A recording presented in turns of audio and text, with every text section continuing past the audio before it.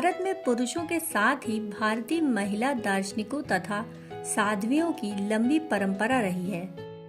वेदों की ऋचाओं को गढ़ने में भारत की बहुत सी स्त्रियों का योगदान रहा है। उनमें से ही एक हैं गर्ग वंश में वचक्नु नामक महर्षि की पुत्री वाचकन्वी गार्गी। राजा जनक के काल में ऋषि याज्ञवल्क्य और ब्रह्मवादिनी कन्या गार्गी दोनों ही महान ज्ञानी थे। बृहदारण्यक उपनिषद दोनों के बीच हुए संवाद पर ही आधारित है। कहा जाता है कि राजा जनक प्रतिवर्ष अपने यहाँ शास्त्रार्थ करवाते थे। एक बार के आयोजन में याज्ञवल्क्य जी को भी निमंत्रण मिला। जनक ने शास्त्रार्थ विजेता के लिए सोने की मोहरे जड़ित 1000 गायों को दान में देने की घोषणा की। उन्होंने कहा था कि शास्त्रार्थ के लिए जो भी पधारे हैं उनमें से जो भी श्रेष्ठ ज्ञानी विजेता बनेगा वह इन गायों को ले जा सकता है। निर्णय लेना अति दुविधाजनक था, क्योंकि अगर कोई ज्ञानी अपने को सबसे बड़ा ज्ञानी माने तो वह ज्ञानी कैसे कहलाए। ऐसी स्थिति में ऋषि याज्ञवल्क्य ने अति आत्मविश्वास से भरकर अपने शिष्यों से कहा, हे शिष्यों, इन गायों को हमारे आश्रम की ओर हाँक ले चलो। इतना सुनते ही सब ऋषि याज्ञवल्क्य से शास्त्रार्थ करने लगे। याज्ञवल्क्य ने सबके प्रश्नों का यथाविधि उत्तर दिया। उस सभा में ब्रह्मवादिनी गार्गी भी बुलाई गई थी। सबके पश्चात याज्ञवल्क्य जी से शास्त्रार्थ करने वे उठी। दोनों के बीच शास्त्रार्थ हुआ। गार्गी ने याज्ञवल्क्य जी से कई प्रश्न किए। गार्गी ने पूछा कि हे ऋषिवर, क्या आप अपने को सबसे बड़ा ज्ञानी मानते हैं, जो आपने गायों को हाँकने के लिए अपने शिष्यों को आदेश दे दिया। याज्ञवल्क्य ने कहा कि माँ, मैं स्वयं को ज्ञानी नहीं मानता, परंतु इन गायों को देख मेरे मन में मोह उत्पन्न हो गया। गार्गी ने कहा कि आपको मोह हुआ, लेकिन यह इनाम प्राप्त करने के लिए योग्य कारण नहीं। अगर सभी सभासदों की आज्ञा हो तो मैं आपसे कुछ प्रश्न पूछना चाहूंगी। अगर आप इनके संतोषजनक जवाब दे पाएं तो आप इन गायों को निश्चित ही ले जा सकते हैं। सभी ने गार्गी को आज्ञा दे दी। गार्गी का पहला प्रश्न था, हे ऋषिवर, जल के बारे में कहा जाता है कि हर पदार्थ इसमें घुल जाता है, तो यह जल किसमें जाकर मिल जाता है। गार्गी का यह पहला प्रश्न बहुत ही सरल था, परंतु याज्ञवल्क्य जी प्रश्न में उलझकर क्रोधित हो गए। बाद में उन्होंने आराम से और ठीक से उत्तर दिया कि जल अंततः वायु में ओतप्रोत हो जाता है। फिर गार्गी ने पूछा कि वायु किसमें जाकर मिल जाती है, और याज्ञवल्क्य का उत्तर था कि अंतरिक्ष लोक में। पर गार्गी याज्ञवल्क्य के हर उत्तर को प्रश्न में बदलती गईं, और इस तरह गंधर्व लोक, आदित्य लोक, चंद्र लोक, नक्षत्र लोक, देव लोक, इंद्र लोक, प्रजापति लोक और ब्रह्म लोक तक जा पहुंची। और अंत में गार्गी ने फिर वही प्रश्न पूछ लिया कि यह ब्रह्म लोक किसमें जाकर मिल जाता है। इस पर गार्गी पर क्रोधित होकर याज्ञवल्क्य ने कहा, गार्गी, इतने प्रश्न मत करो, कहीं ऐसा न हो कि इससे तुम्हारा मस्तक फट जाए। अच्छा वक्ता वही होता है जिसे पता होता है कि कब बोलना और कब चुप रहना है। और गार्गी अच्छी वक्ता थी, इसलिए क्रोधित याज्ञवल्क्य की फटकार चुपचाप सुनती रही। दूसरे प्रश्न में गार्गी ने अपनी जीत की कील ठोक दी। उन्होंने अपने प्रतिद्वंदी यानी याज्ञवल्क्य से 2 प्रश्न पूछे, तो उन्होंने बड़ी ही लाजवाब भूमिका बांधी। गार्गी ने पूछा, जिस प्रकार काशी या अयोध्या का राजा अपने एक साथ 2 अचूक वाणों को धनुष पर चढ़ाकर अपने दुश्मन पर लक्ष्य साधता है, वैसे ही मैं आपसे 2 प्रश्न पूछती हूँ। गार्गी बड़ी ही आक्रामक अवस्था में आ गईं। याज्ञवल्क्य ने कहा, हे गार्गी, पूछो।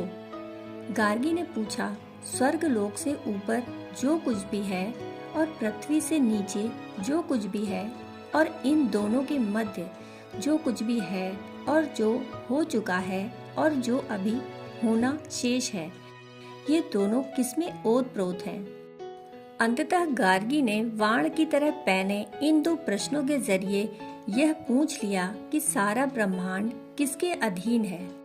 याज्ञवल्क्य जी ने कहा, कोई अक्षर अविनाशी तत्व है जिसके प्रशासन में अनुशासन में सभी कुछ ओतप्रोत है। गार्गी ने पूछा कि यह सारा ब्रह्मांड किसके अधीन है, तो याज्ञवल्क्य का उत्तर था अक्षर तत्व के। इस बार याज्ञवल्क्य ने अक्षर तत्व के बारे में विस्तार से समझाया। इस पर गार्गी अपने प्रश्नों के जवाब से इतनी प्रभावित हुई कि जनक की राजसभा में उन्होंने याज्ञवल्क्य को परम ज्ञानी मान लिया। गार्गी का अगला प्रश्न था, ऐसा माना जाता है स्वयं को जानने के लिए आत्मविद्या के लिए ब्रह्मचर्य अनिवार्य है, परंतु आप तो ब्रह्मचारी नहीं, आपकी तो स्वयं 2 पत्नियां हैं। ऐसे में नहीं लगता कि आप एक अनुचित उदाहरण प्रस्तुत कर रहे हैं। याज्ञवल्क्य ने कहा, ब्रह्मचारी कौन होता है? गार्गी, जो परम सत्य की खोज में लीन रहे। याज्ञवल्क्य, तो ये क्यों लगता है कि गृहस्थ परम सत्य की खोज नहीं कर सकता? इस पर गार्गी कहती हैं, जो स्वतंत्र है वही केवल सत्य की खोज कर सकता है। विवाह तो बंधन है। याज्ञवल्क्य जी ने कहा, विवाह बंधन है? गार्गी ने कहा, निसंदेह। याज्ञवल्क्य, कैसे? गार्गी ने कहा, विवाह में व्यक्ति को औरों का ध्यान रखना पड़ता है। निरंतर मन किसी न किसी चिंता में लीन रहता है और संतान होने पर उसकी चिंता अलग।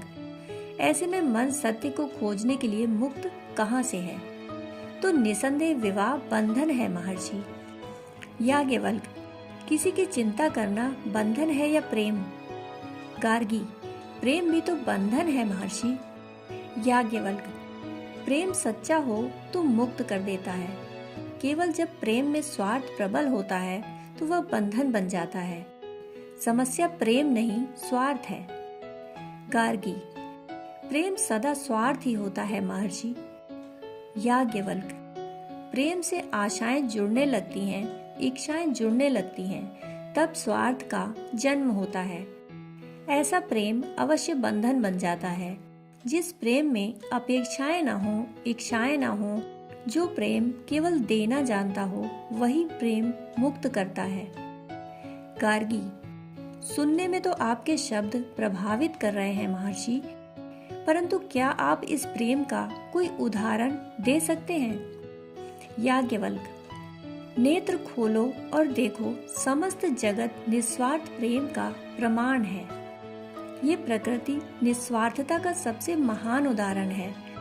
सूर्य की किरणें, ऊष्मा, उसका प्रकाश इस पृथ्वी पर पड़ता है तो जीवन उत्पन्न होता है।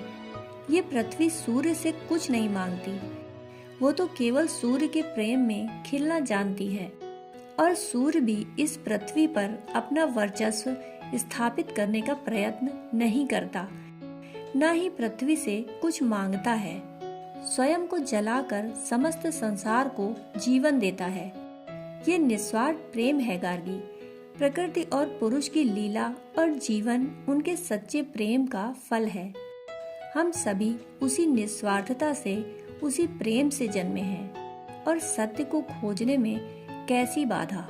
इन उत्तरों को सुन गार्गी पूर्णतः संतुष्ट हो जाती हैं और कहती हैं, मैं पराजय स्वीकार करती हूँ। तब याज्ञवल्क्य जी कहते हैं, गार्गी, तुम इसी प्रकार प्रश्न पूछने से संकोच न करो, क्योंकि प्रश्न पूछे जाते हैं तो ही उत्तर सामने आते हैं, जिनसे यह संसार लाभान्वित होता है। इसके बाद गार्गी ने याज्ञवल्क्य की प्रशंसा कर अपनी बात खत्म की, तो सभी ने माना कि गार्गी में जरा भी अहंकार नहीं है। गार्गी ने याज्ञवल्क्य को प्रणाम किया और सभा से विदा ली। गार्गी का उद्देश्य ऋषि याज्ञवल्क्य को हराना नहीं था। जैसे कि पहले ही कहा गया है कि गार्गी वेदज्ञ और ब्रह्मज्ञानी थी, तो वे सभी प्रश्नों के जवाब जानती थीं। जिस प्रकार अर्जुन के प्रश्नों के कारण गीता का जन्म हुआ, उसी प्रकार गार्गी के प्रश्नों के कारण बृहदारण्यक उपनिषद की ऋचाओं का निर्माण हुआ। दोस्तों, कहानी सुनने के लिए आपका बहुत बहुत आभार।